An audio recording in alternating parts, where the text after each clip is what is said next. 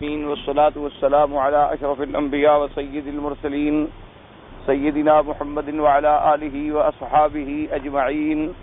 اللهم صل على سيدنا محمد وعلى آل سيدنا محمد كما صليت على إبراهيم وعلى آل إبراهيم في العالمين إنك حميد مجيد. قال الله تبارك وتعالى في كلامه المجيد: أعوذ بالله من الشيطان الرجيم. بسم الله الرحمن الرحيم. إن يوم الفصل كان ميقاتا يوم ينفخ في الصور فتأتون أفواجا وفتحت السماء فكانت أبوابا وسيرت الجبال فكانت سرابا إن جهنم كانت مرصادا للطاغين مآبا لابثين فيها أحقابا لا يذوقون فيها بردا ولا شرابا إلا حميما وغساقا جزاء وفاقا إنهم كانوا لا يرجون حسابا وكذبوا بآياتنا كذابا وكل شيء أحصيناه كتابا فذوقوا فلن نزيدكم إلا عذابا. قال المؤلف والمفسر رحمه الله تعالى: أدام النفع بعلومه وعلومكم في الدارين آمين. إلى أن قال: يقول تعالى مخبرا عن يوم الفصل وهو يوم القيامة أنه مؤقت بأجل معدود لا يزاد عليه ولا ينقص منه ولا يعلم وقته ولا التعيين إلا الله عز وجل، كما قال تعالى: وما نؤخره إلا لأجل معدود. سورۃ النبأ کی ان آیات مبارکہ کی تفسیر میں مفسر رحمت اللہ علیہ حافظ ابن کثیر ارشاد فرماتے ہیں کہ اللہ تبارک و تعالیٰ نے ان آیات مبارکہ میں خبر دی ہے یوم الفصل سے. یوم الفصل سے کیا مراد ہے؟ فرمایا وہی یوم القیامہ مراد ہے کہ یوم القیامہ جو ہے اس کا ایک وقت ہے، ایک زمان ہے، مقرر ہے، نہ اس سے زیادہ ہوگا اور نہ اس سے کم ہوگا، اور اس کی تعیین کا وقت جو ہے وہ بھی کوئی نہیں جانتا مگر اللہ تبارک و تعالی، کیونکہ یہ قاعدہ ہے، مسلمہ ہے، اور نصوص قطعیہ سے یہ بات واضح ہے کہ علم غیب کا مالک جو ہے وہ اللہ تبارک و تعالی ہے. علم غیب جو ہے وہ صفت اللہ تبارک و تعالی کی صفات میں سے ہے. اللہ تبارک و تعالی جب چاہتے ہیں اپنے ارادے سے، اپنی مشیت سے اور اپنی مخلوق کے افادے کے لیے، فائدے کے لیے اپنے انبیاء علیہم الصلوات والتسلیم پر بعض مغیبات کا اظہار فرما دیتے ہیں، ان کو اطلاع فرما دیتے ہیں. البتہ علم غیب جو ہے وہ خاصہ خدا ہے، اور خاصہ کا معنی یہ ہوتا ہے کہ جو کسی اور میں نہ ثابت ہو. تو اس لیے اور خصوصی طور پر یہ 5 چیزیں جو ہیں، خمس لا يعلمهن الا اللہ، اللہ کے سوا ان کو کوئی نہیں جانتا. لا نبی ولا ملک مرسل ولا ملک مقرب، کوئی اللہ کا مقرب فرشتہ بھی نہیں جانتا اور کوئی اللہ کا بھیجا ہوا پیغمبر بھی نہیں جانتا کہ وہ قیامت کا دن کب ہوگا اور کس وقت ہوگا. اس کی تعیین جو ہے حالانکہ وہ معین ہو چکا اللہ کے علم میں، یعنی اللہ کے علم میں تو اجل معدود ہے. اس لیے فرمایا وما نؤخرہ الا لاجل معدود، ہم اس کو جو اتنی دیر لگا رہے اس کی وجہ ہے کہ اس کا ایک وقت مقرر ہے، اس کا ایک وقت مقرر ہے، اور اس کے وقت کو کوئی نہیں جانتا مگر الا اللہ سبحانہ. باقی ہوتے ہیں اشراط قیامت، یا جیسے کہ میرے آقا حضور پاک صلی اللہ علیہ وسلم کی تشریف آوری جو ہے، جیسے کہ حضور نے فرمایا کہ انا والساعۃ کہاتین، کہ میرا اور قیامت کا معاملہ ایسے ہے جیسے یہ 2 انگلیاں، یعنی جیسے اب ان میں تھوڑا سا فاصلہ ہے تو میرے بعد یعنی اب یہ دنیا جو ہے اس کے انقراض کا زمانہ قریب ہے. تو اس کی مراد بھی یہی ہے، یعنی حضور پاک سے جو پہلے گزر چکا ہے وہ زیادہ لمبا ہے، حضور پاک سے قیامت تک کا جو بعد کا دور ہے وہ تھوڑا ہے. اب پہلے کتنا گزر چکا ہے حقیقتاً وہ بھی اللہ کے سوا کوئی نہیں جانتا، کیونکہ جب حضرت آدم علیہ السلام کو زمین میں اتارا گیا تو اس وقت کس نے تاریخ مرتب کی تھی؟ کون سی تاریخ تھی؟ نہ تاریخ شمسی تھی، نہ تاریخ قمری تھی، نہ تاریخ عیسوی تھی، نہ دنیا کے یہ کیلنڈر تھے، نہ دنیا کے یہ تقویمات تھے، نہ دنیا کے یہ حساب و کتاب تھے، نہ اس قسم کے معلومات کے کوئی ذرائع تھے. اور پھر سیدنا نوح علیہ السلام آئے اور آہستہ آہستہ آہستہ آہستہ پھر سیدنا ابراہیم علیہ السلام آئے، تو پھر بعد میں جب یہ تواریخ مرتب ہوئی ہیں تو ان کے پیش نظر سب کا اندازے لگائے گئے کہ سیدنا ابراہیم کے بھئی اتنے ہزار سال گزر گئے اور حضرت نوح علیہ السلام کو تقریباً اتنے ہزار سال گزر گئے۔ اب جیسے کہ تاریخ مرتب کرنے والے اب چونکہ علوم ترقی کر چکے ہیں اور وسائل بڑے ترقی کر چکے ہیں، جیسے اب بعض لوگوں نے آنے والے 100 سال کے کیلنڈر بھی یعنی مرتب کر دیے ہیں کہ آئندہ جو صدی آئے گی تو اس کا کیلنڈر کیسے ہوگا، جیسے کہ پچھلی صدی کو سامنے رکھ کے انہوں نے ایک حساب لگا لیا ہے۔ اب تو کمپیوٹر کا زمانہ ہے اور حساب لگانا کوئی مشکل نہیں ہوتا، لیکن حضرت آدم علیہ السلام کے زمانے میں کہاں یہ چیزیں ایجاد ہوئی تھی؟ تو اس لیے ہمیشہ یاد رکھیں کہ مدت دنیا کا بھی صحیح علم کسی کو نہیں، کہ دنیا کی عمر کتنی ہے اس کا علم کسی کو نہیں۔ کیوں؟ اس کا علم تو تب ہو جب ہمیں قیامت کا علم ہو۔ جب قیامت کا علم نہیں، انتہا کا علم نہیں، تو پوری مدت ہم کیسے نکالیں؟ ایک آدمی 100 سال کے بعد فوت ہو گیا تو ہم نے اندازہ لگایا عمر 100 سال، 80 سال کے بعد فوت ہو گیا تو ہمیں پتہ چلا کہ عمر 80 سال۔ لیکن جب قیامت کی تعیین کا علم اللہ کے سوا کسی کو نہیں ہے تو صاف ظاہر ہے کہ ہمیں اس دنیا کی عمر کا علم بھی نہیں ہے۔ تو اس لیے اللہ نے فرمایا کہ ان یوم الفصل کان میقاتا، قیامت کا ایک دن ایک وقت معین ہے، میقات ہے، اور اللہ نے اسے معین کر دیا ہے۔ لا یزاد علیہ ولا ینقص منہ، نہ تو یہ ہوگا کہ اور آگے کر دیا جائے، نہ یہ ہوگا کہ اس کو گھٹا کے جلدی لے آئے، یعنی دیر بھی نہیں ہوگی اور پہلے بھی نہیں آئے گا۔ ہر چیز جو ہے اپنے اجل مسمى، اجل محدود، اجل معلوم تک ہوگی۔ تو ان آیات مبارکہ میں اللہ تبارک و تعالی نے قیامت کے اوقات کے بارے میں ارشاد فرمایا ہے، اور اس کے بعد اب علامات بیان فرماتی ہیں اور قیامت کے آنے کے واقعات بیان فرماتی ہیں۔ فرمایا یوم ينفخ في الصور فتأتون افواجا، قال مجاہد رحمہ اللہ تعالی زمرا زمرا، قال ابن جریر ان تأتی كل امة مع رسولها كقوله تبارک و تعالی یوم ندعو كل اناس بامامهم۔ اب اللہ پاک نے فرمایا کہ جس دن یوم ينفخ في الصور فتأتون افواجا، کہ جس دن سور پھونکا جائے گا اور اس دن تم آؤ گے افواجن مانا زمرن زمرا، یعنی جماعتیں جماعتیں من کر۔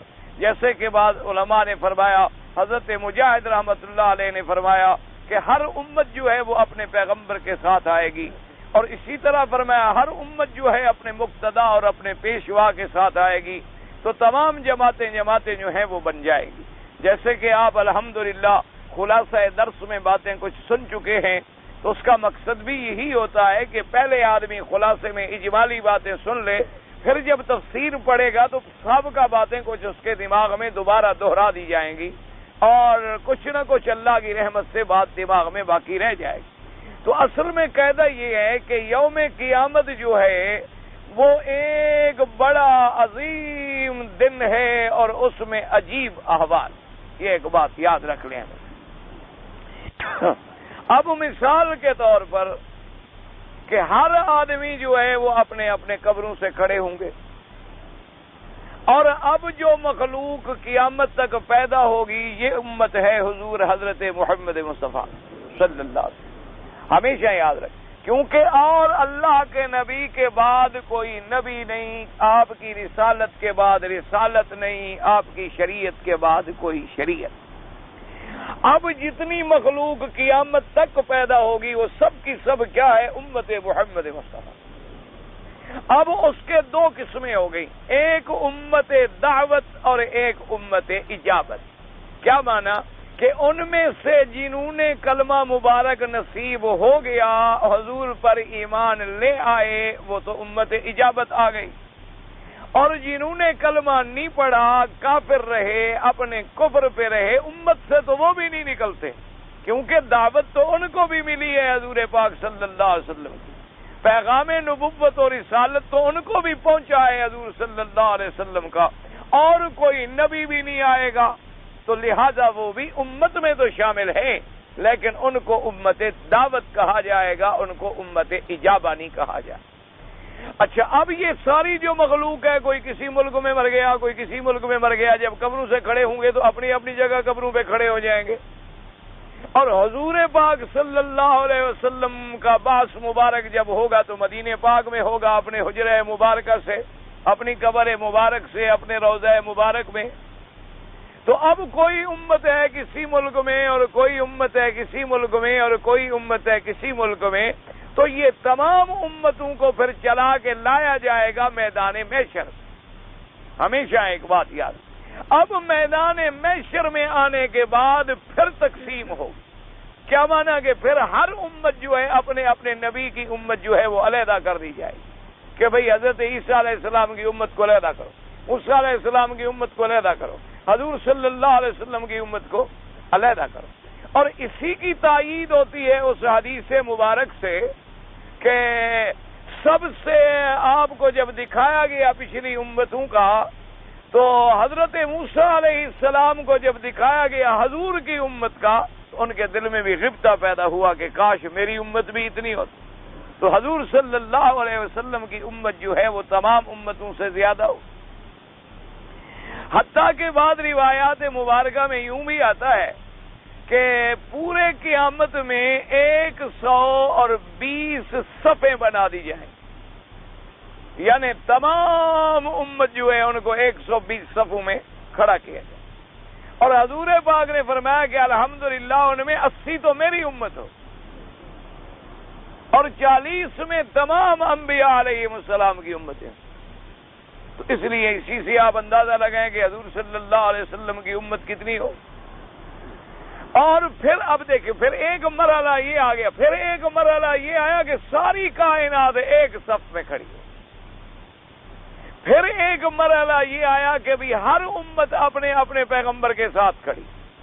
پھر ان کے اندر پھر مومن علیحدہ ہو گئے اور کافر علیحدہ ہو۔ اب پھر کافر جو ہیں علیحدہ ہونے کے بعد، مومن علیحدہ ہونے کے بعد، اب مومنوں میں ایسے لوگ ہیں جو گناہگار ہیں، تو پھر ان کی تقسیم ہو جائے گی کہ بھی سب ہر قسم کے گناہ والے کو ایک طرف کرو۔ اس لیے اللہ تبارک و تعالیٰ معاف کرے، اسی لیے حکم ہوتا ہے کہ آپ شرابیوں کے ساتھ رہیں گے تو پھر شرابیوں کے ساتھ قیامت میں کھڑے ہوں۔ اگر آپ ایسے لوگوں کے ساتھ رہیں گے جو زانی ہیں، ایسے لوگوں کے ساتھ رہیں گے جو جواری ہیں، ایسے لوگوں کے ساتھ رہیں گے جو سود خار ہیں، ایسے لوگوں کے ساتھ رہیں گے جو حرام کار ہیں، تو پھر قیامت میں اسی کے ساتھ اس کو کھڑا جائے گا۔ المرء مع من احب، ہر آدمی اپنے اپنے ان محبوبوں کے ساتھ، ان جماعت کے ساتھ ہوگا جن کو وہ محبوب رکھتا ہے۔ تو اس لیے حکم ہے کہ یا ایھا الذین آمنوا اتقوا اللہ وکونوا مع الصادقین، اے ایمان والو اللہ سے ڈرو اور صحیح اور سچے لوگوں کی صحبت اختیار کرو، صالحین کی صحبت اختیار کرو، کیونکہ قاعدہ ہے، حضور پاک نے مثال بیان فرمائی، میرے آقا نے، اللہ کے کروڑوں صلاۃ و سلام ہوں، آپ نے فرمایا کہ اگر تمہارا تعلق کسی عطر والے دکان سے ہو تو تم اگر عطر نہ بھی خریدو تو اس کے دکان پہ جب بیٹھو گے تو خوشبو تو تمہیں بھی آ جائے گی، تو کم از کم خوشبو تو تم سونگھ لو گے نا۔ اور اگر تمہارا تعلق فرمایا کسی لوہار کے ساتھ ہو جو لوہا گرم کرتا ہے اور بٹھی پھونکتا ہے، اس کے ساتھ جا کر بیٹھو گے، وہ تمہیں جلانا نہیں چاہتا، وہ تو تمہارا دوست ہے اور تم اس کے ساتھ بھی اپنی محبت میں بیٹھے ہو، تو لیکن کبھی وہ جب اپنی پھونک مار رہا ہے تو کوئی چنگاری اڑ کر تمہارے اوپر بھی آ جائے گی۔ اگر چنگاری نہ بھی آئے تو دھواں تو آئے گا، اگر دھواں نہ آئے تو کم از کم اس کی تپش اور گرمی تو محسوس ہوگی۔ تو اس لیے فرمایا کہ اگر تمہاری صحبت صادقین کے ساتھ ہوگی، اگر تمہاری صحبت صالحین کے ساتھ ہوگی، اگر تم ان کے تمام اعمال کی شکل نہ بھی کر سکے تو ان کے ساتھ بیٹھنے کا بھی تمہیں فائدہ ہوگا، ان کے ساتھ بیٹھنے کا بھی تمہارے اوپر اچھے اچھے اثرات مرتب ہوں گے۔ اور اگر تمہاری صحبت نعوذ باللہ طالحین کے ساتھ ہوگی، تمہاری صحبت مجرمین کے ساتھ ہوگی، تمہاری صحبت اہل اہواء اور اہل بدعت کے ساتھ ہوگی، تو انجام کیا ہوگا؟ چاہے تم بدعت نہ بھی کرو لیکن اس بدعت کی وبال اور اثر جو ہے وہ تم پر بھی آئے گا۔ اچھا، کبھی ایسا بھی ہوتا ہے کہ آدمی نہیں چاہتا لیکن اصحاب بدعت میں نعوذ باللہ جا کے بیٹھا ہوتا ہے، وہ بدعت نہیں کرنا چاہتا، مجبور ہے۔ یعنی ایک آدمی کسی دوست کی شادی پہ آ گیا، پھنس گیا، اب کیا کرے؟ شادی میں منکرات ہو رہے ہیں، شادی میں گانے بجانے ہو رہے ہیں، شادی میں لوگ تاش کھیل رہے ہیں، شادی میں لوگ حقے پی رہے ہیں، شادی میں لوگ نعوذ باللہ بنگڑا ڈال رہے ہیں، رقص کر رہے ہیں، اور شادی میں گالیاں نکال رہے ہیں، اور بڑے بڑے برے افوات اور باتیں ہو رہی ہیں، اور وہ بیچارہ بیٹھا ہے اور سوچ بھی رہا ہے کہ یار میں کہاں پھنس گیا ہوں۔ لیکن اس بیٹھنے کی وجہ سے کم از کم، ہاں اگر اس نے اسی مجلس میں انکار کر دیا، ان پر اعتراض بھی یہ بدعت ہے، یہ حرام ہے، یہ منع ہے، یہ نہیں کرنا چاہیے، پھر تو اللہ بڑا اجر دیں گے۔ لیکن اگر بیٹھا ہوا ہے تو دوسرا دیکھنے والا بھی تو دیکھ رہا ہے، یار مولوی مکی بڑی تقریریں کرتا ہے، آج تو شادی میں بیٹھا تھا۔ بڑے لوگوں کو درس دیتے ہیں، جو اپنے دوست کی شادی آ گئی تو حضرت بیٹھے ہوئے، اپنے کسی بڑے آدمی کی شادی آ گئی، دعوت آ گئی، وہاں تو بیٹھے ہوئے۔ جیسے مثلا کسی بڑے آدمیوں کی پارٹی ہو، اور آج کل تو دعوت کا رواج ہے نا، مسلمانوں نے ترقی یہ کی ہے کہ اب کھانا جو ہے وہ کھڑے ہو کے شروع کر دیا، یعنی انسان سے حیوان بن گئے۔ پہلے زمانے میں ہم سنتے تھے کہ اونٹ کھڑے ہو کے کھاتا ہے، پتہ نہیں آج کل بیٹھ کے کھاتا ہو، ورنہ عام طور پر یہ تھا کہ اونٹ کھڑا ہوتا ہے اور چل لیتا ہے، کھڑے کھڑے کھا لیتا ہے، کھڑے کھڑے پیشاب بھی کر لیتا ہے۔ تو اب انہوں نے یہ ترقی کی ہے ماشاءاللہ 14ویں صدی گزارنے کے بعد، کہ پیشاب بھی کھڑے ہو کے کرتے ہیں اور کھانا بھی کھڑے ہو کے کھاتے ہیں۔ یہ ترقی ہے، یہ سمجھتے ہیں کہ اس طرح سے ہماری بہت بڑی ترقی ہو گئی ہے اور ہم بڑے ترقی یافتہ دور میں آ گئے ہیں، اور پھر اس کے بعد بڑی تعویلیں کرتے ہیں کہ دیکھو جی اب اتنی کرسیاں ڈالنا، اس طرح ایک چھوٹی سی جگہ پر زیادہ آدمی کھا لیتے ہیں کہ ایک میز پہ کھانا لگا دیا اور جناب کھڑے کھڑے ہر کسی نے پلیٹ ہاتھ میں لے لی، اور بڑا عجیب منظر ہوتا ہے، ایک ہاتھ میں پلیٹ ہے اور ایک ہاتھ میں ٹکڑا ہے، اور ایسے جناب جھپٹ رہے ہیں، یعنی عجیب منظر ہوتا ہے، آدمی جب دیکھے بالکل عین حیوانیت کا ایک منظر سامنے ہوتا۔ اچھا اب وہ بیچارہ کبھی پلیٹ چھوڑتا ہے، کبھی پلیٹ رکھتا ہے، کبھی پلیٹ میں بھی اگر سالن زیادہ ہو گیا، اچھا اور ان کو خدا نہ کرے کہ کوئی شوربے والی چیز کھانی پڑ جائے کھڑے ہو کر، تو پھر بڑے عجیب تماشے ہوتے ہیں۔ کبھی کسی نے کپڑے خراب کیے ہوئے ہیں، کسی نے کچھ کیا ہوا ہے، پھر بیچارے رومالوں سے دھو رہے ہیں اور صاف کر رہے ہیں، اور منظر ہوتا ہے ایک عجیب۔ اور بعض لوگ پھر اپنی اس بڑائی کو ثابت قدم رکھنے کے لیے بھوکے رہتے ہیں، تھوڑا سا لے لیا کھڑے کھڑے بھی لوگ، تاکہ کھاتے نہیں، گھر آگے پھر مصیبت بنا دیتے ہیں، تاکہ وہ آگے پھر وہ عذاب گھر میں پورا کرتے ہیں۔ وہاں تو بڑے بن گئے ہیں نا کہ چند چیزیں دو چار خشک لے لی اور جناب کانٹے چھری سے پکڑا اور کھا لیا، اور اس کے بعد گھر آئے تو بھئی اب کھانا لاؤ، نے کہا ابھی تو دعوت پہ گئے تھے، انہوں نے کہا دعوت میں تو ایسے آدمی جاتا ہے بس دکھانے کے لیے، کھلانے والے کا مقصد بھی دکھانا تھا اور کھانے والوں کا مقصد بھی دکھلانا تھا۔ تو یہ بہرحال یہ انسانیت، تو جن لوگوں کے ساتھ آدمی کی صحبت ہوتی ہے انہی کے آدمی میں اثرات آتے ہیں۔ اسی لیے حکم ہوتا ہے کہ آدمی اہل اللہ کی صحبت اختیار کرے، اللہ والوں کی صحبت اختیار کرے، آپ نمازیوں کی صحبت اختیار کریں، یقینی بات ہے نمازی بنیں گے۔ آپ اہل اللہ کی صحبت اختیار کریں گے، اللہ کے ذکر میں مشغول ہوں گے، ان کی صحبت اختیار کریں گے، آپ آئیں گے قرآن والوں کی صحبت اختیار کریں گے، جیسے حدیث مبارک میں آتا ہے اللہ تبارک و تعالی جانتے ہیں پھر بھی فرماتے ہیں اپنے ملائکہ سے کہ میرے بندوں کو آج تم نے کیسے پایا؟ انہوں نے کہا اللہ بھیا وہ تو قرآن سن رہے تھے، قرآن پڑھ رہے تھے، قرآن پڑھا رہے تھے۔ فرمایا اچھا گواہ ہو جاؤ میں نے ان کو بخش دیا ہے۔ اور فرشتے عرض کریں گے اللہ میاں اس مجمع میں ایک آدمی جو ہے وہ قرآن سننے نہیں آیا تھا، وہ تو کسی کو ڈھونڈنے آیا تھا، وہ آدمی چونکہ بیٹھا ہوا تھا وہ کھڑا ہو گیا مجبوراً کہ یہ نکلے تو میں بات کروں۔ اللہ نے فرمایا ہا اولئک لا یشقی جلیسہم، یہ میرے قرآن پڑھنے پڑھانے والے بندے ایسے ہیں ان کے ساتھ بیٹھنے والا بھی بدبخت نہیں ہو سکتا، کسی طرح وہ بیٹھا تھا اس کو بھی میں نے معاف کر دیا۔ اس لیے ہمیشہ اہل اللہ کی صحبت اختیار کریں، اللہ تبارک و تعالیٰ کے صالحین بندوں کی صحبت اختیار کریں، ہر وقت اپنے آپ کو اچھے لوگوں کے ساتھ رکھیں تاکہ ان کے اثرات جو ہیں تمہارے اوپر مرتب ہوں، ان کے اثرات جو ہیں تمہارے اوپر اثر کریں۔ اس لیے حکم دیا گیا کہ پھر قیامت میں ہر جماعت کو علیحدہ علیحدہ کھڑا کیا جائے گا۔ اچھا ایک منظر وہ آ جائے گا کہ کسی کو بندر کی شکل میں، کسی کو خنزیر کی شکل میں، اور اللہ تبارک و تعالیٰ معاف کرے کسی کو کسی شکل میں اور کسی کو کسی شکل میں کیا جائے گا۔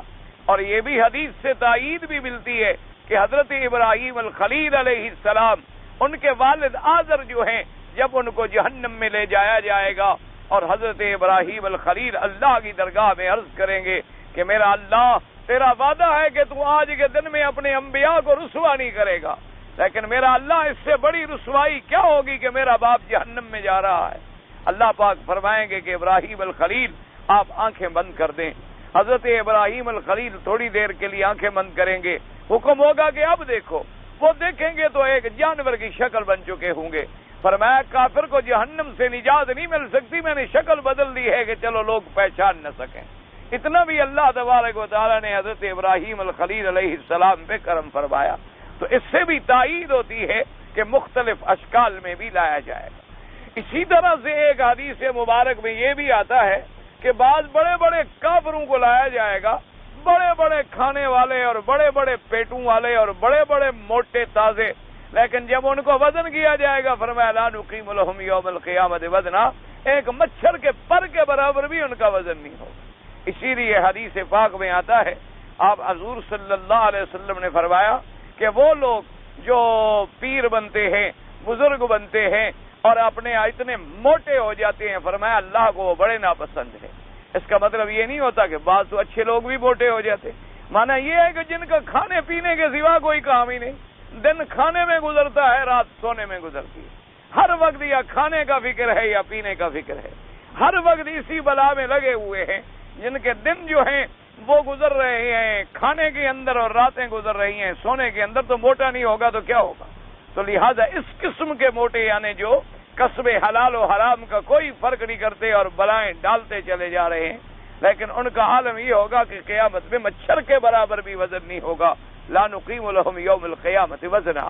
تو فرمایا کہ قیامت میں جب نفخ سور ہوگا، اور سور کہتے ہیں اس سینگ کو جس کو عربی میں بوق بھی کہتے ہیں، اور جیسے آپ نے دیکھا ہوگا کہ یہ بعض فقیر لوگ ہوتے ہیں نا آپ کے ملکوں میں، یہ خاص طور پہ یہ زیادہ ملنگ ہوتے ہیں، ان کے بعد بھی وہ سینگ ہوتے ہیں اور سینگ میں آواز نکالتے ہیں، فلاں کرتے ہیں۔ تو بہرحال یعنی اسی لیے سور کہا اس کو جاتا ہے، یعنی قرن سینگ ہوگا، وہ کیسا ہوگا، کتنا لمبا ہوگا، کیا طول و عرض ہوگا، اللہ تبارک و تعالی جانتے ہیں۔ اس میں وہ پھونک ماری جائے گی، جیسے کہ آج بھی جیسے آپ نے دیکھا ہے نا کہ اگر مجمع زیادہ ہو تو کوئی سیٹی بجائی جاتی ہے، یا مجمع زیادہ ہو تو آواز دی جاتی ہے کہ فوج تیار ہو جائے۔ اب ساری فوج آواز تو نہیں سن سکتی، تو ایک یعنی ہارن آ گیا، ایک سائرن بج گیا، ساری قوم تیار ہو گئی، اور دوسرے سائرن پہ بھی بالکل الرٹ ہو جاؤ اور تیسرے سائرن پہ بھی مارچ کرو۔ تو اسی طرح اللہ تبارک و تعالیٰ کا بھی ایک نظام ہوگا کہ سور پھونکا جائے گا، سب ختم ہو گئے، پھر دوسرا سور پھونکا جائے گا، سب کھڑے ہو گئے، پھر سب کو چلا کے میدان حشر میں لے جائیں گے، پھر میدان حشر میں جب جائیں گے پھر تقسیم ہو گئی، بعض لوگ عزت و اکرام سے جائیں گے اور کافر جو ہیں وہ اہانت و ذلت سے جائیں گے۔ اس لیے فرمایا یوم ندعو کل اناس بامامہم، وقال البخاری رحمہ اللہ تعالی یوم ينفخ في الصور فتأتون افواجا۔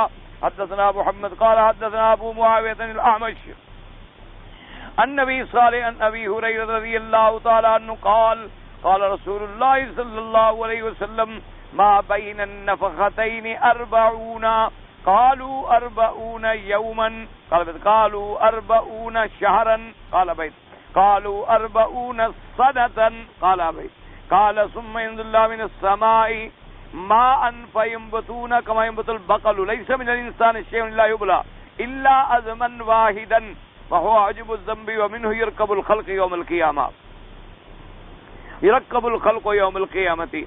اب جناب امام بخاری رحمۃ اللہ علیہ نے اس آیت مبارک کی تفسیر میں ایک حدیث مبارک نقل کی ہے۔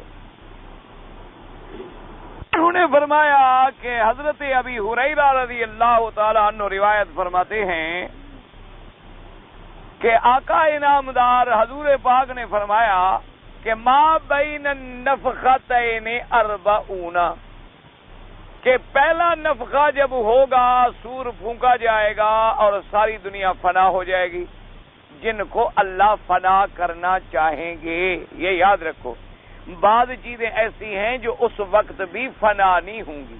ایک مسئلہ سمجھ لو، یعنی جب سور پھونکا جائے گا تو ساری چیزیں فنا ہو جائیں گی، لیکن الا من شاء اللہ، مگر جن کو اللہ چاہے فنا نہ کرنا وہ فنا نہیں ہوں گی۔ جیسے مثلا جنت فنا نہیں ہوگی، جہنم فنا نہیں ہوگی، اسی طرح جنت کی جو نعمتیں اللہ پاک نے پیدا فرمائی ہیں وہ فنا نہیں ہوں گی، اور بھی علماء کرام نے چیزیں بیان فرمائی ہیں جن پر فنا نہیں ہوگی۔ لیکن ایک بات یہ بھی یاد رکھیں، اب پھر وہی مسئلہ مشکل ہو جائے گا کہ جب فنا نہیں ہوں گی، اور اللہ فرماتے ہیں کہ کل شیء ہالک، ہر چیز ہلاک ہوگی، فرماتے ہیں کل من علیہا فان ویبقى وجہ ربک ذی الجلال والاکرام، کہ ہر چیز فنا ہوگی، تو اب جنت تو فنا نہیں ہوگی، جہنم بھی فنا نہیں ہوگی، اور بہت ساری چیزیں ہیں جو فنا نہیں ہوں گی، تو پھر ان آیات کا اس کے ساتھ جمع اور ربط کیسے بنے؟ تو اس لیے بات کو سمجھیں۔ تو علماء نے فرمایا کہ معنی یہ ہے کہ ہر چیز قابل فنا ہے، ہر چیز قابل ہلاک ہے، یعنی ہر چیز فنا ہو سکتی ہے، ہر چیز ہلاک ہو سکتی ہے، مگر اللہ کی ذات ہے جو دائم اور باقی ہے، جس پہ کبھی زوال اور فنا نہیں ہوگی۔ یعنی اگر اللہ چاہے تو اس کو بھی فنا کر دیں، وہ قابل فنا ہے، لیکن فنا نہ کریں، ان کی مرضی ہے، وہ فنا نہ فرمائے، ان کی مرضی ہے کہ ان کو نہ مٹائیں، ورنہ چاہے تو ان کو بھی مٹانے کے قادر ہیں، اور ہر چیز قابل فنا ہے، ہر چیز قابل ہلاک ہے، الا وجہ ربک، اللہ کی ذات ہے جو الحی ہے، القیوم ہے، الدائم ہے، هو الاول والآخر والظاہر والباطن، سب سے پہلے بھی اسی کی ذات ہے، اور سب سے بعد میں بھی اسی کی ذات ہے، اور سب سے اعلیٰ بھی اسی کی ذات ہے۔ تو اس لیے سمجھیے، تو حضور نے فرمایا کہ دو نفخوں کے درمیان 40 کا فرق ہوگا۔ صحابہ نے پوچھا حضور 40 کیا دن؟ اور فرمایا نہ۔ تو صحابہ نے پوچھا حضور 40 مہینے؟ تو نے فرمایا آپ نے انکار کیا۔ تو انہوں نے کہا حضور 40 سال، آپ نے انکار کیا۔ تو معنی یہ ہوا یعنی اس کی بھی تعین نہیں کہ وہ 40 کیا ہوں گے، 40 دن ہوں گے تو وہ دن کتنے لمبے ہوں گے، اگر 40 مہینے ہوں گے تو وہ مہینے کتنے لمبے ہوں گے، اگر 40 ہفتے ہوں گے تو وہ ہفتے کتنے لمبے ہوں گے۔ تو اس لیے آپ نے چپ فرمایا کہ بھئی ان کے درمیان فرق تو 40 کا ہوگا۔ اب 40 کی تفصیل اس حدیث مبارک میں بیان جو ہے وہ نہیں کی گئی۔ بعض فرماتے ہیں کہ اس کے درمیان میں 40 سال کا وقفہ ہوگا، بعض علماء کرام نے دوسری روایات کو سامنے رکھنے کے بعد، اور بعد میں فرمایا کہ 40 دن کا ہوگا لیکن وہ دن بڑا ہوگا، بعض علماء کرام نے یوں بھی فرمایا ہے۔ بہرحال اصل وجہ یہ ہے کہ جب نفخہ اولا ہوگا تو ساری چیزیں فنا، تو آسمان کے سورج چاند وغیرہ سب تو ختم ہو گئے، اس لیے وہ نظام تو رہا نہیں جو دنیا میں نظام تھا کہ ایک دن گزر گیا، دوسرا آ گیا، تیسرا آ گیا، چوتھا آ گیا، پانچواں آ گیا۔ وہ نہ چاند رہا، نہ سورج رہا، نہ ان کا دور رہا، نہ چکر رہا، نہ دن رہے، نہ ایام رہے، نہ مہینے رہے، نہ سال رہے۔ اس لیے ایک مدت جو ہے بغیر معلومہ ذکر کر دی گئی۔ اچھا، اور اسی میں اللہ کی کوئی حکمت ہے۔ بہرحال اس کے بارے میں کچھ صراحت تو نہیں ہے، لیکن اللہ کے ہر حکم میں، اللہ کے ہر امر میں، اللہ کے ہر چیز میں کوئی نہ کوئی حکمتیں ضرور ہیں۔ اب دیکھیں نا جی، انبیاء کو نبوت ملتی ہے تو کتنے عرصے کے بعد؟ 40 سال کے بعد۔ اچھا، اور حضرت عیسیٰ علیہ السلام تشریف لائیں گے تو کتنا عرصہ رہیں گے؟ 40 سال۔ ان سے پہلے مہدی آئیں گے تو وہ کتنا عرصہ رہیں گے؟ 40 سال۔ اچھا، اسی طریقے سے آپ دیکھیں جناب کہ ایک نطفے کا جو تغیر ہوتا ہے بندے کے بدن میں، وہ بھی ہر 40 دن کے بعد ہوتا ہے کہ نطفہ بنا، پھر علقہ بنا، پھر مضغہ بنا، فکسونا العظام لحما، 40۔ اچھا، اسی طریقے سے بلغ اشدہ وبلغ 40 سنۃ، آدمی یعنی اپنی کمال کی مدت کو تب پہنچتا ہے جب اس کی عمر 40 سال ہوتی ہے۔ اور اسی طریقے سے ہے جو آدمی 40 حدیثیں حضور پاک کی یاد کر لے تو وہ علماء میں شمار ہوگا، وہاں بھی عدد آیا 40۔ اور اسی طرح حضرت موسیٰ علیہ السلام کو جب اللہ نے کوہ طور پہ بلایا، فتم میقات ربہ 40 لیلہ، وہاں بھی 40۔ اور اسی طریقے سے بعض روایات میں آیا کہ اگر کوئی آدمی مسجد نبوی میں 40 نمازیں پڑھے تو اللہ تبارک و تعالیٰ اس کو نفاق کی بیماری سے بری فرما دیتے ہیں۔ تو اس عدد میں اللہ کے علم میں ضرور کوئی حکمتیں ہیں۔ اسی لیے آپ نے دیکھا ہے نا کہ بعض علماء بھی، اور جیسے تبلیغی جماعت کے بزرگ بھی، وہ بھی کہتے ہیں بھی 40 دن لگاؤ، کم از کم 40 دن لگاؤ۔ تو میرے خیال میں ان کا بھی انہی آیات و احادیث پہ نظر ہے، اسی پر ان کی نظر ہے، اور اسی سے انہوں نے کچھ اندازہ لگایا ہے کہ اتنے دن میں آدمی بدلتا ضرور ہے، اس میں کوئی نہ کوئی تبدیلی ضرور آتی ہے کہ اللہ نے اگر ہر جگہ یہ 40 کو ترجیح دی ہے تو کوئی اس میں حکمت تو ضرور ہوگی۔ کہیں آپ نے 40 سال فرمایا تو 40 ہیں، اور دن ہیں کہیں تو 40 ہیں، اور حدیثیں یاد کرنے کا حکم ہے تو 40 ہے، اور اسی طریقے سے نطفے کے اندر جو تغیرات ہیں ان کے لیے بھی 40 ہے، اور مدت نبوت جو ہے وہ بھی عمر نبوت ملنے کی وہ بھی 40 ہے. تو اسی سے میرے خیال میں بہرحال چونکہ مجھے کبھی اتفاق نہیں ہوا جانے کا اور نہ ہی اس موضوع پر کسی بڑے عالم بزرگ سے کبھی بات کرنے کا موقع ملا، یعنی میرا ایک اندازہ ہے کیونکہ ان میں بڑے اہل اللہ شامل ہیں، بڑے بڑے علماء شامل ہیں، بڑے بڑے اللہ کے اولیاء شامل ہیں. میرا خیال یہ ہے کہ ان کی نظر شاید انہی چیزوں پر ہوگی کہ جب کسی آدمی کو ہم گھر سے کاٹ لیں گے، اس کے ماحول سے کاٹ لیں گے، اس کے معاشرے سے اس کو کاٹ لیں گے اور 40 دن کے لیے اس کی صحبت بدل جائے گی، اس کا کھانا بدل جائے گا، اس کی جگہ بدل جائے گی، اس کا اٹھنا بیٹھنا بدل جائے گا، اس کا چلنا پھرنا بولنا بدل جائے گا. اب وہ چلے گا تو سنت کے مطابق چلے گا، اب نماز پڑھے گا تو سنت کے مطابق نماز پڑھے گا.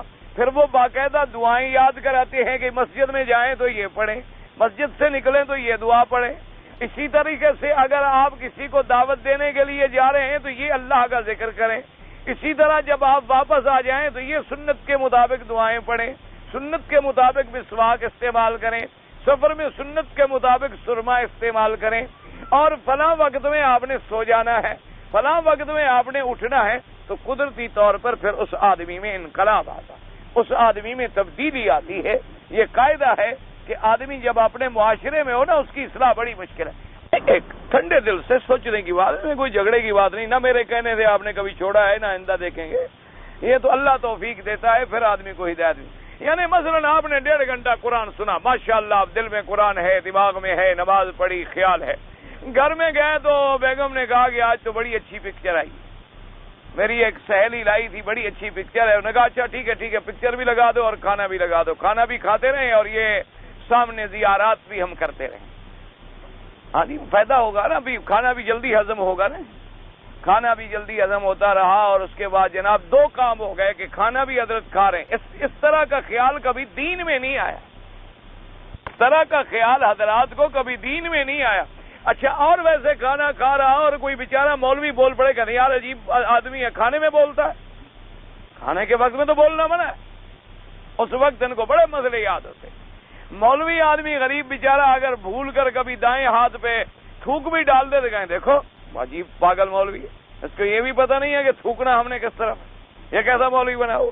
لیکن اپنے اندر جو بلائیں ہیں وہ تو کبھی نظر ہی نہیں ہے. انا للہ و انا الیہ راجعون. اللہ تبارک و تعالی رحمت فرمائے. تو بہرحال میرے کہنے کا مقصد یہ تھا کہ آپ نے 1 گھنٹہ قرآن سنا اور 3 گھنٹے جا کے فلم دیکھی. اور قاعدہ یہ ہے کہ حرام زیادہ اثر کرتا، یہ قاعدہ ہے کہ حرام جو ہے وہ حلال سے زیادہ اثر کرتا ہے اور غالب آ جاتا. کیا معنی؟ مثلا یہ ایک دیکھو جگ پانی کا بھرا ہوا ہے، اس میں اگر ایک قطرہ نعوذ باللہ پیشاب کا ڈال دے تو پلید ہو جائے گا یا پاک رہے گا؟ تو اب ایک قطرہ جو ہے وہ جگ پر غالب آ گیا. تو 3 گھنٹے جو آپ نے VCR پہ فلم میں لگا دیے تو وہ تو غالب آ گئے. تقریر تو ادھر کی ادھر نکل گئی نا. آپ جیسے کورے تھے ویسے کے ویسے کورے ہو گئے. جب یعنی آپ سوئے تو اب آپ کے دماغ میں وہ فلم سٹار ہیں، وہ عورتیں ہیں، وہ طوائفیں ہیں، وہ فحاشی ہے، وہ اریانی ہے، وہ تخیلات ہیں. وہ قرآن تو ہے ہی نہیں، وہ تو یہاں رہ گیا. لیکن جب آپ کو 40 دن کے لیے وہ نکال لیا گیا کسی مقصد کے لیے کہ اب آپ رات کو جاتے ہیں تو مسجد میں پڑھے، کیونکہ انہوں نے ہوٹل میں تو جانا نہیں. انہوں نے کہا جی مسجد میں سوئیں. اصحاب صفہ بھی مسجد میں سوتے تھے. حضور صلی اللہ علیہ وسلم کے صحابہ بھی جب تک مسافر تھے تو مساجد میں سویا کرتے تھے.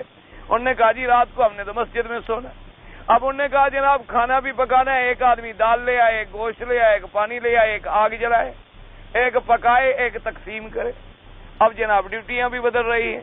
اب رات کو آپ سوئے ہوئے ہیں تہجد کے لیے، سب اٹھ رہے ہیں تو آپ بھی اٹھیں گے، آپ بھی وضو کریں گے، آپ بھی تہجد پڑھیں گے. تہجد کے بعد کوئی اللہ کا بندہ اللہ کے آگے رو رہا ہے اور سب کے لیے رو رہا ہے کہ میرا اللہ میرے ساتھیوں پر بھی رحم فرما اور پوری امت اسلام پہ رحم فرما دے، تو لازمی بات ہے کہ تبدیلی آئے گی. بہرحال مجھے تو کبھی جانے کا اتفاق نہیں ہوا، لیکن میں نے اللہ کی رحمت سے 1 نہیں 2 نہیں 4 نہیں ہزاروں لوگ دیکھے ہیں جو ان لوگوں کی وجہ سے تبدیل ہوئے ہیں. ہزاروں لوگوں کو میں ذاتی طور پہ جانتا ہوں کہ بڑے بڑے شرابی، بڑے بڑے سود خار، بڑے بڑے جناب سرمایہ دار اور بڑے بڑے متکبرین اور بڑے بڑے اکڑ خان اور بڑے بڑے اکڑ فون کرنے والے لوگ ایسا دیکھا ہے کہ سیدھے ہو بڑے بڑے ڈگریوں کے ڈاکٹر ہیں جناب، دیکھیں ماشاءاللہ سنت کے مطابق داڑھی ہے، سنت کے مطابق پگڑی ہے، مسواک جیب میں رکھا ہوا۔ اب بھی ایک ڈاکٹر صاحب یہاں رہتے ہیں، وہ ان کا بھی اس جماعت سے تعلق ہے، ان کو میں ذاتی طور پہ جانتا ہوں، مکے میں تو شاید اب نہیں ہے، تبدیل ہو گئے، کسی دوسرے شہر میں چلے گئے، بہت بڑے ڈاکٹر ہیں ہارٹ کے، ماشاءاللہ جناب منور چہرہ ہے، اتنی داڑھی ہے، اور انہوں نے کہا کہ الحمدللہ میں نے 5 سال دیار کفر میں گزارے ہیں اور اللہ کا شکر ہے اور اس جماعت کی اصلاح کی برکت ہے کہ میری تہجد بھی وہاں کبھی نہیں چھوٹی۔ ہم تو مکے میں رہ کر فرض نہیں پڑھتے، ہم مکے مدینے میں رہ کر فرض نماز بھی نعوذ باللہ ادا نہیں کرتے، حرمین الشریفین میں رہ کر بھی ہمیں فرائض جو فرض پڑتا ہے وہ سمجھتا ہے میں کو بہت بڑا اڑنے لگ گیا ہوں۔ لیکن کمال تو اس آدمی کا ہے نا جی کہ کفر کے ملک میں رہے، اریانی اچھا پھر ڈاکٹر ہے اور کافروں کی اسپتال میں ہے، وہاں جو آپ دیکھتے ہیں کہ ان کا جو لباس ہے عورتوں کا اور جو ان کا تمدن ہے، جو چلن ہے، وہ بھی تو آپ دیکھتے ہیں کہ وہ کیسا ہے۔ اچھا، اور وہ کہے بیچارہ کہ میرے لیے سب سے بڑا پرابلم یہ ہوتا تھا کہ اگر کبھی وضو کرنا پڑے تو پانی کا کیا ہوگا، تو اس لیے میں ہمیشہ اپنی بوتل پانی کی گاڑی میں ساتھ رکھتا کہ بھائی کسی وقت بھی اگر انسان ہے ضرورت ہو جائے تو مجھے پانی نہیں ملے گا، چونکہ وہاں تو پانی کے بجائے شراب پیا جاتا ہے نا، پانی کا تو تصور ہی نہیں، وہاں پانی کا کیا تعلق ہے، وہ تو کھانے میں شراب پیتے ہیں، ان کا کیا ہے پانی کے ساتھ، وہ تو پانی وانی کو استعمال کرتے ہیں برتن دھونے کے لیے، بندوں کے لیے کام نہیں آتا ان کے ہوٹلوں میں آپ پانی مانگیں، پانی مہنگا ہے اور شراب سستی ہے۔ تو جس ملک میں یہ عالم ہو جائے، اسی طرح اب ہمارے مسلمان ملکوں کا یہ عالم ہو گیا ہے کہ آٹا مہنگا ہے اور لڑکی سستی، تو وہاں پر گناہ نہیں ہوں گے تو کیا ہوگا؟ وہاں پر جناب اللہ معاف فرمائے اریانی اور فحاشی نہیں ہوگی، لوگ ڈاکے قتل نہیں کریں گے تو کیا کریں گے؟ پھول پہنائیں گے۔ بھوکھا آدمی پھر جو مرضی آئے کرے گا، بھوکھا آدمی جب اس کو بھوک ستائے گی تو جو مرضی آئے وہ کرے گا، پھر اس لیے اس نے بھی تو کسی طرح روٹی کمانی ہے نا۔ تو اللہ تبارک و تعالیٰ سے دعا کریں اللہ ہمیں بھی صالحین کی صحبت اختیار کرے، اللہ ہمیں بھی اچھے لوگوں کی سنت اور نصیب فرمائے۔ باقی ہر آدمیوں میں کچھ غلطیاں بھی ہوتی ہیں، کچھ خطائیں بھی ہوتی ہیں، کچھ مسائل میں اختلاف بھی ہوتا ہے، تمام کے تمام آدمی جو ہیں وہ خطا سے پاک نہیں ہوتے، اس لیے حضور نے فرمایا کلنا خطاؤن، آپ نے فرمایا ہم میں سے ہر آدمی خطا کار ہے، وخیر الخطائین التوابون، حضور نے فرمایا اچھے گناہگار وہ ہوتے ہیں جو اللہ کے آگے توبہ کرتے ہیں، تو اگر ان میں بھی کوئی غلطیاں ہوں اللہ ان کی ہدایت فرما دے، اللہ تبارک و تعالیٰ ان کی اصلاح فرما دے۔ بہرحال بھائی میں تو اس نتیجے پہ پہنچا ہوں، آپ میرے بھائی ہیں، بزرگ ہیں، میں آپ کا خادم ہوں، میں آپ لوگوں کے پاؤں کی دھول کے برابر بھی نہیں ہوں، یہ تو آپ کی دعائیں ہیں کہ اللہ مجھ سے بھی کام لے لے، اللہ چاہے تو چڑیا سے کام لے لے، اللہ چاہے تو کسی ممولے سے کام لے لے، اور اللہ چاہے تو شاہین سے کام نہ لے، اللہ کی مرضی ہے، تو یہ تو اللہ کا کرم ہے کہ اللہ ہم سے کام لے لے۔ میں آپ کو دیانتداری سے ایک بات بتاتا ہوں کہ اگر کوئی آدمی قرآن پڑھا رہا ہے، دوسرا آدمی نورانی قاعدہ پڑھا رہا ہے، تیسرا آدمی کسی کو کریمہ پڑھا رہا ہے، چوتھا آدمی کسی کو تعلیم الاسلام کی اردو کتاب پڑھا رہا ہے، پانچواں آدمی کسی کو بیٹھ کے قرآن شریف ناظرہ پڑھا رہا ہے، کوئی آدمی دورہ حدیث پڑھا رہا ہے، تو جو کوئی آدمی تبلیغ میں لگا ہوا ہے، کوئی آدمی کسی دین کی جماعت سے جڑا ہوا ہے، ان سب کے لیے دعائیں کیا کرو کہ اس فتنے کے دور میں ایسے بھی ہیں کہ دین میں لگے تو ہیں، اگر ان میں کچھ ٹیڑھا پن ہے تو اللہ سیدھا کر دیں گے، اگر ان میں کوئی غلطیاں ہیں تو اللہ صراط مستقیم پہ لے آئیں گے، لیکن ان لوگوں سے تو بہتر ہیں، کیونکہ آج اتنا ایسا دور آ گیا ہے کہ ہر آدمی مادیت کا شکار ہے، ہر آدمی دولت کی دوڑ میں مبتلا ہے، ہر آدمی یہ چاہتا ہے کہ میرے گھر میں بڑے بڑے پی سی آر ہوں، بڑی بڑی فلمیں ہوں، میرے گھر کے اندر گاڑی ہو، کار ہو، میرے گھر کے اندر فیشن ہو، میرے گھر کے ہر لڑکی کا یہ دماغ ہے کہ میرے پاس فیشن کی یہ چیزیں ہوں، ہر آدمی اسی دوڑ میں پڑے۔ تو اس دور میں اگر کوئی آدمی ان جہنم سے نکل کر بھی خدا کا نام لیتا ہے تو اس لیے اس کے خلاف اعتراض نہ کیا کریں، ان کو گالیاں نہ دیا کریں، ان کو برا بلا نہ کہا کریں، اگر ان میں کوئی غلطی ہے تو تم خود اچھا کام شروع کر دو، تم خود اچھا کام شروع کر دو۔ جیسے کہ ایک بزرگ کی خدمت میں ایک دو نوجوان کالجوں کے پڑھے لکھے تھے، وہ ان کی خدمت میں گئے اور جناب انہوں نے جا کر مولوی صاحب کو جناب پکڑ لیا. انہوں نے کہا مولوی صاحب کیا آپ نے یہ مدرسہ بنا رکھا ہے, یہ بچوں کو آپ پڑھا رہے ہیں, ان کی زندگی ضائع ہو رہی ہے, کسی کو صرف پڑھا رہے ہیں, کسی کو ڈیف پڑھا رہے ہیں, کسی کو فارسی پڑھا رہے ہیں, کسی کو آپ کریمہ پڑھا رہے ہیں, کسی کو آپ قرآن شریف کا ترجمہ سیدھا سادہ پڑھا رہے ہیں, اور 12-13 سال کے بعد یہ آدمی نکلتے ہیں بیچارے, تو کیا کریں؟ نہ ان کو نوکری ملتی ہے, نہ ان کے پاس کوئی ڈگری ہوتی ہے, نہ ان کو کوئی تنخواہیں ملتی ہے, یہ آپ کیا کر رہے ہیں؟ آپ کو تو ایسا کرنا چاہیے. تو ان بزرگ بڑے اللہ والے تھے, انہوں نے کہا میرے بیٹے مجھ سے میں بوڑھا ہو گیا, میرا دماغ بھی بوڑھا ہو گیا, مجھ سے جو ہو سکا وہ میں کر رہا ہوں, اور جو کام میرا آپ کو غلط نظر آتا ہے آپ چاہتے ہیں کہ اس طرح کیا جائے, وہ آپ شروع کر دیں. جو آپ میری غلطی نکال رہے ہیں تو اس کا مطلب ہے آپ کو اللہ نے بڑا علم دیا ہے کہ آپ کو میری غلطیاں ساری نظر آ گئی. تو اب جب آپ کام کریں گے تو وہ تو سیدھا ہوگا نا, اس میں یہ غلطیاں نہیں ہوں گی. تو آپ وہی سیدھا شروع کر دیں تاکہ آپ کے پاس تو لوگ اچھی تربیت حاصل کریں. اب جناب چپ. انہوں نے کہا میرا بھائی پھر جو میں ٹیڑھا میڑھا کر رہا ہوں میرا اللہ قبول فرما لے. تو اصولی بات یہ ہے کہ ایک ہوتا ہے اعتراض کرنا, ایک ہوتا ہے صرف تجاویز دے دینا کہ دیکھو جی یہ پرانے وقت کے خیالات کے لوگ ہیں, ان کو چاہیے جدید علوم پڑھائیں, ان کو چاہیے ریاضیات پڑھائیں, ان کو چاہیے یہ کمپیوٹر پہ درس دیں, ان کو چاہیے کہ جناب دنیا کو انگلش لغت کے مطابق تعلیم دیں, ان کو چاہیے کہ اب جو نئے نئے نصاب, بھائی وہ نیا کام تم شروع کر دو, ان کو کیوں کہتے ہو؟ تم شروع کر کے تجربہ کر کے دنیا کو دکھاؤ, تاکہ جب تم کرو گے اور اس میں لوگ صحیح ترقی کریں گے تو ہم تمہارے پیچھے آ جائیں گے, ہم بھی اسی طرح شروع کر دیں. اس لیے بلا وجہ کسی پہ اعتراض کر دینا بڑا اچھا, بڑا آسان ہے. گھر بیٹھا مونچھ پہ ہاتھ پھیرا اعتراض کر دیا نا. اعتراض آدمی دیکھو نا جی کھانا پکاتے ہیں, اور ایک آدمی نے مجھے سنایا کہ ایک دن میں اپنی بیوی سے جھگڑ پڑا. روٹی جو بیچاری نے پکائی شاید تو اس میں کچھ جل گئی روٹی اور کچھ وہ ٹیڑھی بینڈی شاید ہو گئی یا کیا ہو گئی. کہتے ہیں پتہ نہیں خدا جانے مجھے کیا خیال آیا کہ میں بگڑ گیا بیوی سے کہ کیسے روٹی پکاتی ہو, دیکھتی نہیں ہو ادھر مٹی لگی ہوئی ہے اور ادھر جل گئی ہے, اور مجھے تم نے انسان سمجھا ہے, انسان ہے. غصے میں آ گیا. تو بیوی بڑی سمجھدار تھی, وہ ساری باتیں سنتی رہی اور اس نے کوئی بات. دوسرے دن جب کھانے کا وقت آیا تو وہ آ گئی بیگم صاحب. اس نے کہا مولوی صاحب ذرا 2 منٹ کے لیے تشریف لائیں. مولانا آ گئے. انہوں نے کہا کوئی ضروری بات کہتی ہوگی بیگم. اس نے کہا میں نے آٹا تیار کر کے گوندھ کر کے رکھ دی, اب ذرا آپ مہربانی کر کے مجھے اچھی روٹی پکا دیں تاکہ آئندہ میں اسی طرح پکایا کروں. آپ مہربانی فرمائیں, ایک روٹی مجھے بطور نمونہ, بطور ماڈل, چونکہ اتنے آپ سمجھدار ہیں, آپ نے جو کل اعتراض کیے ہیں, غلطیاں جو نوٹ کی ہیں, آپ تو اچھی بنانا ضرور جانتے ہوں گے, تو اس لیے مہربانی کر کے مجھے 1-2 روٹیاں جو ہے نا ذرا اچھی لگا دیں. مولوی صاحب فرماتے ہیں میں کھڑے کھڑے پسینہ ہو گیا. کہا حقیقت ہے میرے تو پاؤں کے نیچے زمین نکل گئی. میں نے کہا بات ٹھیک ہے, ایک روٹی پکانا واقعی بڑا امتحان ہے. انہوں نے کہا کہ نہیں, آج تو مولوی صاحب روٹی آپ نہیں پکانی, آج تو میں آپ کے ہاتھ کی پکی ہوئی کھاؤں گی اور میں سیکھوں گی کہ روٹی کیسے پکتی.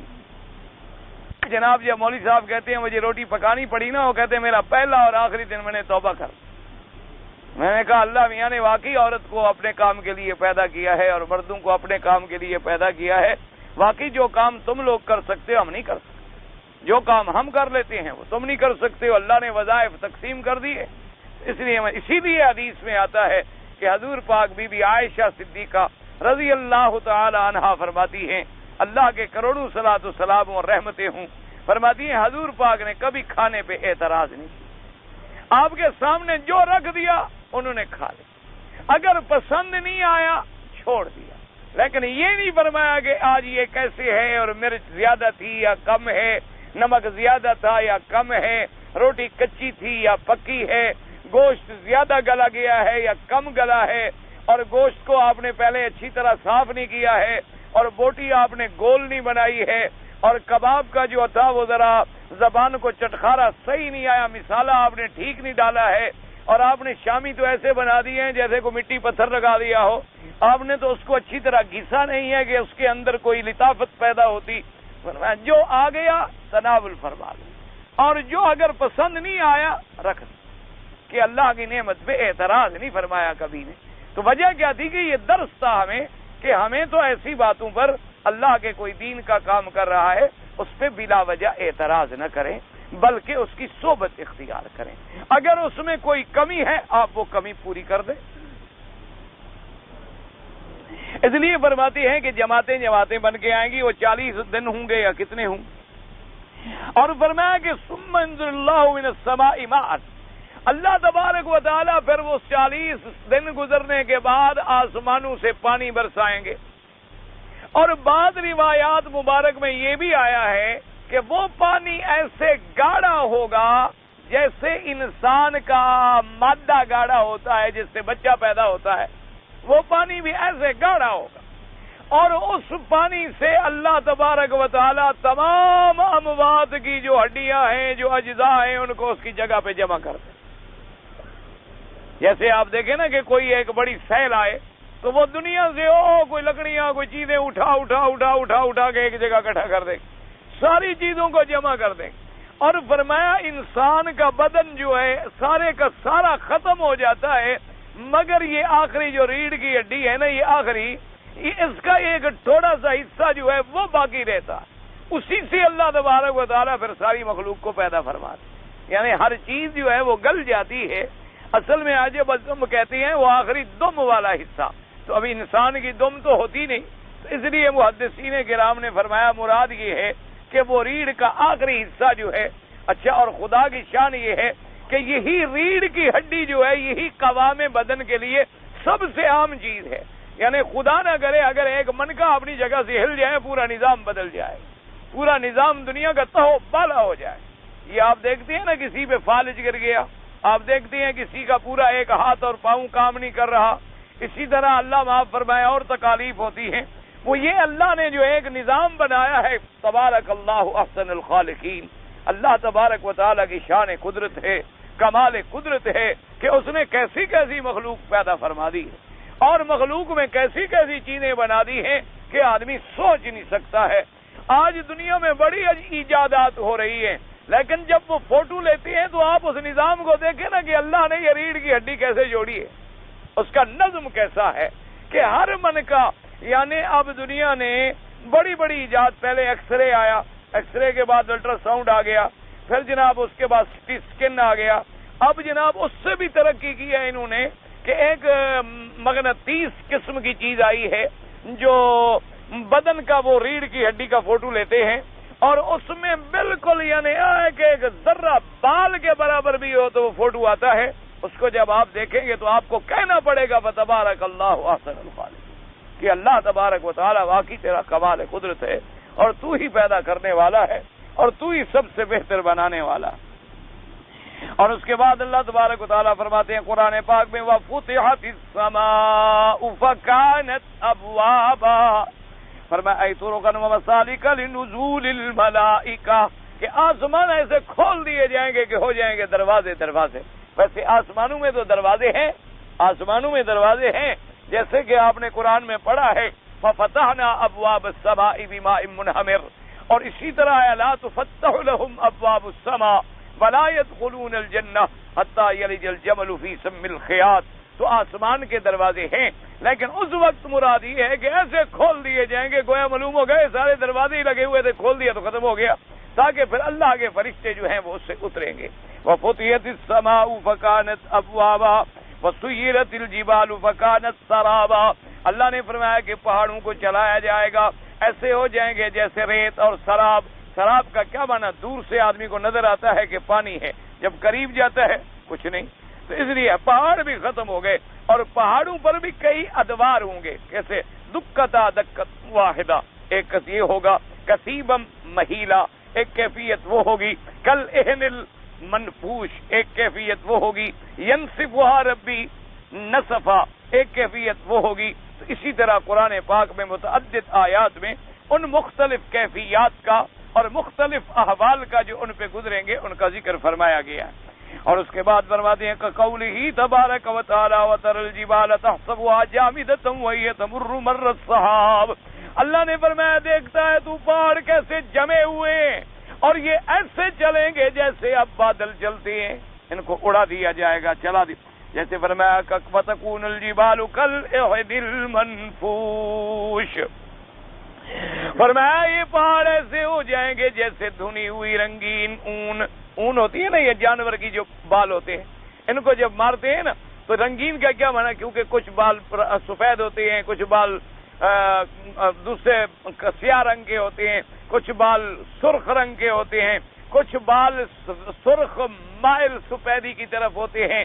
تو اب جب ان کو ملا دو اور مارو گے تو اڑے گی. اور اسی طرح پہاڑ جو ہیں بعض سفید ہوتے ہیں، بعض سیاہ ہوتے ہیں، بعض سرخ ہوتے ہیں، بعض اونٹ کے رنگ کے ہوتے ہیں اور مختلف رنگوں کے ہوتے ہیں. تو جب ان کو بھی ریزہ ریزہ کر کے اڑا دیں گے تو وہ بھی ایسے نظر آئیں گے جیسے کل اہن المنفوش، جیسے رنگی ہوئی اور دھنی ہوئی اون اڑ رہی ہو. قال هاؤنا وكان السراب أن يخيل إلى الناظر أنها شيء وليست بشيء، یعنی دیکھنے والے کو نظر آئے گا کہ سراب کچھ ہے لیکن کچھ نہیں ہے. وبعد هذا تذهب بالكلية فلا عين ولا أثر، یعنی اس کے بعد یہ پہاڑ جو ہیں بالکل ختم کر دیے جائیں گے، نام و نشان بھی مٹ جائے گا. فَيَسْأَلُونَكَ عَنِ الْجِبَالِ فَقُلْ يَنسِفُهَا رَبِّي نَسْفًا فَيَذَرُهَا قَاعًا صَفْصَفًا. فرمایا پہاڑوں کو ہم اڑا دیں گے، ایسے کر دیں گے چٹیل میدان کا صفصفا، یعنی لا ترى فيها عوجا ولا امتا، نہ اس میں کوئی ٹیڑھا پن ہوگا نہ اس میں کوئی آڑ ہوگی، یعنی زمین کو ایسے برابر ہوگی. اب تو ہے نا کہیں کھڈا آ گیا، کہیں پہاڑ آ گیا، کہیں غار آ گیا، کہیں چٹان آ گیا، کہیں درخت آ گیا، کہیں لیکن جب سب چیزیں اڑ جائیں گی تو زمین بالکل چٹیل میدان کر دی جائے.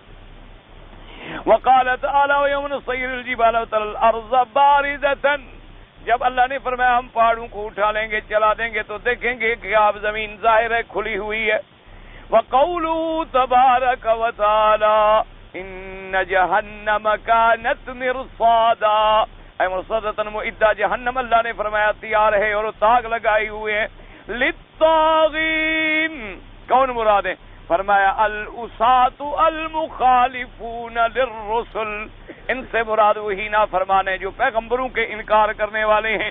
مآبا منا مرجعا ومنقلبا ومصیرا، ان کے لوٹنے کی جگہ، ان کے واپس آنے کی جگہ جو ان کے لیے اللہ نے تیار کی ہے. وقال حسن وقتادہ فی قولی تعالی ان جہنم کانت مرصادا، یعنی انه لا يدخل احد الجنہ حتى يجتاز بالنار فان كان معه جواز النجا الا احتبس.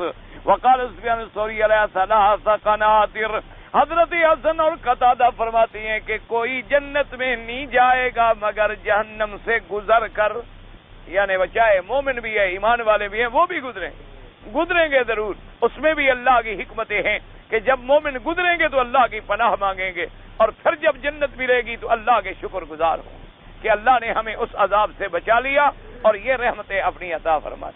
اس لیے انہوں نے فرمایا کہ کوئی نہیں بچ سکتا مگر وہ جس کو پاسپورٹ ملے گا، یعنی جس کو اللہ تبارک و تعالی جنت کا پروانہ دیں گے وہی گزر کے نکل جائے گا، ورنہ باقی کو تو روک دیا جائے گا وہی جہنم میں.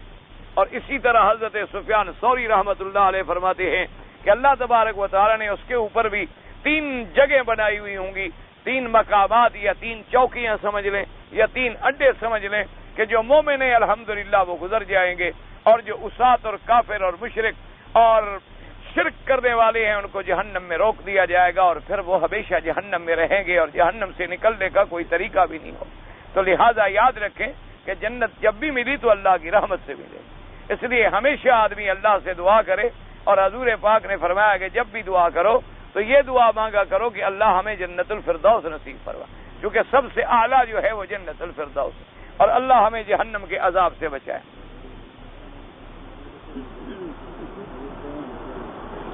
کہتا ہے جی ایک آدمی ہے، ایک مولوی صاحب نے کہا ہے کہ جو آدمی نماز میں زور سے آمین نہ کہے وہ یہودی ہے، نعوذ باللہ، اللہ علیہ. اسی لیے تو میں ابھی رو رہا تھا کہ کسی پر اعتراض نہ کیا کرو. ایسے لوگ ہیں جو اللہ کے دین کے سب سے اللہ معاف فرمائے نتیجہ یہ نکلتا ہے کہ لوگوں کو دین سے نفرت ہو جاتی. یہی لوگ اپنی باتوں سے دین میں دشمنی پیدا کرتے. اب آپ اندازہ فرمائیں کہ یہ بات کہہ دینا تو بڑا آسان ہے، لیکن صحابہ میں ایسے گزرے ہیں جو آہستہ کہتے ہیں، ان کے بارے میں کیا فتویٰ ہوگا؟ تابعین، تبع تابعین، ائمہ مجتہدین، ائمہ محدثین، ائمہ فقہا، اور کروڑوں مسلمان زمین اس دنیا کے اندر ایسے ہیں جو ایسا کہتے ہیں. اس لیے نعوذ باللہ، اور سیدھی بات بھی ایسی کہ بالکل یہودی ہو گیا، یعنی کافر ہو گیا. یہ اتنا بڑا مسئلہ ہے جو کفر اور اسلام کا جھگڑا ہے. یہ تو اعلیٰ اولا کا مسئلہ ہے کہ بعض ائمہ کے نزدیک آمین زور سے کہے تو افضل ہے، اور بعض ائمہ کے نزدیک آمین آہستہ کہے تو افضل ہے. یعنی یہ تو کوئی بھی نہیں کہتا کہ آمین نہ کہے، دونوں کہتے ہیں کہ آمین کہے. صرف فرق اتنا ہے کہ بعض ائمہ نے فرمایا کہ آمین زور سے کہے تو زیادہ بہتر ہے، اور بعض ائمہ نے فرمایا کہ آمین آہستہ کہے تو زیادہ بہتر ہے، کیونکہ آمین کا معنی بھی یہی ہوتا ہے کہ یا اللہ ہماری اس دعا کو قبول فرما. تو لہٰذا یہ دعا ہے، اور دعا کے لیے قرآن نے ایک قاعدہ کلیہ بیان کر دیا ہے کہ جب بھی اللہ سے مانگو تو آہستہ سے مانگو، اللہ سے مانگو تو تضرع سے مانگو، آہستگی سے مانگو. انہوں نے بھی اس قرآن کی آیت سے استدلال کیا ہے. بہرحال جو مولوی صاحب ایسا کہتے اللہ اس کو ہدایت. ہم تو اس کے لیے بھی دعا کریں گے کہ وہ غصے میں پتہ نہیں بیچارہ کہہ گیا ہو. کبھی کبھی مولوی کو جوش آ جائے نا تو قاعدہ یہ ہوتا ہے کہ جب جوش آئے تو ہوش رہتا نہیں، جب ہوش آدمی کا چلا جائے تو پھر جوش ہی جوش ہوتا ہے، پھر آدمی جوش سے باتیں کرتا ہے، ہوش تو گیا. اسی لیے قاعدہ ہوتا ہے نا. ایک صحابی آئے، انہوں نے کہا حضور مجھے آپ وصیت فرمائیں. آپ نے فرمایا لا تغضب، غصہ نہ کیا کرو. اس نے کہا حضور اور کوئی وصیت بھی فرما دے. آپ نے فرمایا لا تغضب، تم غصہ نہ کیا کرو. اس نے کہا حضور کوئی اور وصیت بھی فرمائے. آپ نے فرمایا لا تغضب، تم غصہ نہ کیا کرو. تو اس کو غصہ زیادہ آتا ہوگا نا، تو حضور نے علاج فرما دیا کہ جب آدمی بعض اوقات مولوی صاحبان کا قصور نہیں ہوتا، بیچارے اپنے جوش میں ہوتے ہیں. جب وہ جوش میں ہوں نا، ان پر بس دعا کیا کریں اللہ رحمت کرے کہ اب حضرت اپنی پٹڑی سے اکھڑ گئے ہیں. اور یہی لوگ ہیں جو اللہ کے دین کو بڑھانے کے بجائے گھٹانے کا سبب بنتے. لوگوں میں نفرت پیدا ہوتی ہے کہ ایک چھوٹی سی بات پہ اگر ہم یہودی بن گئے، چھوڑو یار نماز نہ پڑھنے سے بھی تو یہودی بنیں گے، اور کیا ہوگا؟ اس کا انجام یہ نکلتا ہے. بہرحال اللہ پاک اسے بھی ہدایت دے اور اللہ ہمیں بھی ہدایت دے. اللہ تبارک و تعالی ہم سب کو صراط مستقیم نصیب فرمائے. یہ تو بہرحال کسی عربی کا لکھا ہوا ہے، اور اس کو اگر مجھے خود مل کے پوچھ لے یا اسے کہیں کہ مشائخ سے رجوع فرما لے. خاوند کے فوت ہونے کے بعد بیوی کا حصہ جو ہے وہ آٹھواں تب ہوتا ہے اگر اولاد ہو. یعنی اگر اولاد ہے تو پھر بیوی کو ملے گا 8واں حصہ. اچھا کہتا ہے اب بیوی نے اگر دوسری شادی کر لی، دوسری شادی کرے، تیسری کرے، چوتھی کرے، تمہیں کیا؟ پہلا خاوند فوت ہو گیا، اس میں بیوی کا حق ہے. عدت گزر گئی، اب بیوی آزاد ہے، جہاں شادی کرے یہاں شادی کرے. اس کا کیا تعلق ہے اس بات سے کہ دوسری شادی کرے تو تم نہ دو حصہ، اور اگر دوسری شادی نہ کرے تو پھر تم 8واں حصہ دے دو؟ اس کا مطلب ہے تم اس پہ ظلم کرنا چاہتے ہو. بہرحال بیوی کا ایک حصہ ہے خاوند کے میراث میں. اب عدت گزرنے کے بعد شرعاً بیوی آزاد ہے کہ وہ دوسرا نکاح کرے، پھر اس کا حق ہے. اچھا دوسرا نکاح کرے گی پھر اس کی بھی وارث بنے گی اگر وہ خاوند بھی مر جائے. ایک آدمی نے غصے میں آ کر ایک ہی جگہ پر 3 طلاق دے دی تو کیا طلاق ہو جائے گی؟ بھئی اس میں حنفی حضرات تو بڑے سخت ہیں. کسی حنفی مولوی سے مسئلہ نہ پوچھنا، کیونکہ وہ تو بڑے سخت ہیں. وہ کہتے ہیں یہ حلال حرام کا مسئلہ ہے، طلاق ہو گئی بس، اور ہو بھی 3 گئے. وہ تو گنجائش نہیں دیتے، وہ کہتے ہیں یہ. لیکن بہرحال بعض علماء جو ہیں جیسے علماء اہل حدیث جو ہیں، ان کے نزدیک اگر ایک مجلس میں 3 دفعہ طلاق دے تو 1 شمار ہوتی. ان کے نزدیک جب تک علیحدہ علیحدہ مجالس میں، یعنی ایک جگہ طلاق دی یا ایک طہر میں طلاق دی، پھر اگلے طہر میں طلاق دی، پھر اس کے بعد طلاق دی، وہ 3 شمار ہوں. یعنی مجالس سے مختلفہ میں طلاق دی تو 3 ہوں گی، اور ایک جگہ کھڑے کھڑے 3 دفعہ بھی کہہ دیا تو وہ فرماتے ہیں کہ یہ 1 طلاق ہے. بہرحال حنفی حضرات کے نزدیک 3 طلاق ہو جاتی ہیں، اور وہ پھر نہیں واپس آ سکتی جب تک کہ حلال نہ ہو. ایک آدمی نے دل میں نیت کی کہ میں بیوی کو طلاق دوں گا، لیکن اس نے طلاق نہیں دی تو نہیں ہوئی. دل کی نیت سے کچھ نہیں ہوتا. سگریٹ بیچنا جو ہے وہ شرعاً جائز ہے. سگریٹ حرام ہے حلال ہے؟ اگر حلال ہے تو جائز ہے. بھئی سیدھی بات ہے، حرام ہے تو بیچنا بھی حرام ہے، آمدنی بھی حرام ہے. اگر مکہ شریف میں رہنے والا عمرہ کرے، اگر وہ حنفی مسلک پر ہے تو اس کو حرم سے باہر نکلنا ہوگا ہل کی طرف، اور اہل حدیث علماء کے نزدیک گھر سے بھی احرام باندھ کے عمرہ کر سکتا ہے۔ ہمیں آپ کے ساتھ محبت ہے، بڑی مہربانی، اللہ پاک آپ کو جزائے خیر دے، یہی ایمان کی دلیل ہے۔ سمجھ نہیں آئی کہ ہم روزانہ معذور مسکین کو 1 یا 2 یا 3 یا 5 روپے صدقہ دیتے ہیں۔ ہاں دیکھو جی، یہ اصول ہے، نابینا کو جو روزانہ تم صدقہ دیتے ہو، اگر تم نے حساب کر کے زکوٰۃ کے پیسے بن گئے مثلا 1000 ریال، تو بھی روزانہ تھوڑا تھوڑا کر کے دیتے رہے تب بھی زکوٰۃ ادا ہو گئی۔ لیکن اگر تم نے زکوٰۃ کا حساب نہیں کیا اور زکوٰۃ کی نیت نہیں کی تو یہ صدقہ نفلی ہے، زکوٰۃ تمہیں علیحدہ پھر دے، ہمیشہ یاد۔ ایک آدمی اگر اپنی عورت کو بہن کر دے، بہن کہہ کے، تو بہرحال وہ عورت کفارہ ادا کرے، جب تک کفارہ ادا نہ کرے عورت حرام ہو جاتی۔ ماں کہہ دینا یا بہن کہہ دینا یا بیٹی کہہ دینا، یعنی ایسا رشتہ کہہ دینا جو ہمیشہ کے لیے اللہ نے حرام کیا ہے کہ ماں بھی حرام ہے، بہن بھی حرام ہے، بیٹی بھی حرام ہے، تو پھر اس کو کفارہ زہار دینا ہوگا، یا تو ایک غلام آزاد کرے، یا اس کے بعد 60 دن کے روزے رکھے، یا اس کے بعد 60 مسکینوں کو کھانا کھلائے۔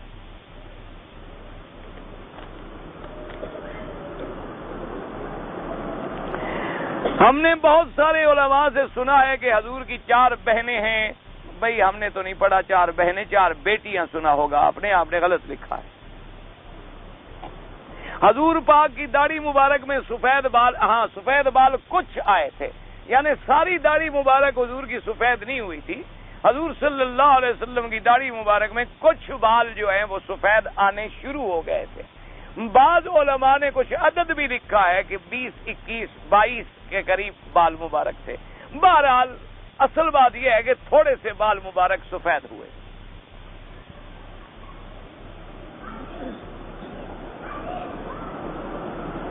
ایک دن ایک امام صاحب نے 5 رکعت نماز پڑھائی، پھر سجدہ صاحب بھی نہیں کیا اور چلا گیا، پھر نماز دوبارہ پڑھے آپ۔ ایک دفعہ اس نے عصر کی بھی 3 رکعتیں پڑھا دی اور سیدھا ماشاءاللہ امام صاحب کو یا تو بوڑھے ہوں گے بیچارے بھولتے ہوں گے، یا یہ ہے کہ پتہ نہیں آپ صحیح وقت پہ خدمت نہیں کرتے ہوں گے، تو نے کہا میں بھی نماز میں رگڑا لگا دوں۔ تو بہرحال یہ ہے کہ ایسے نماز نہیں ہوتی۔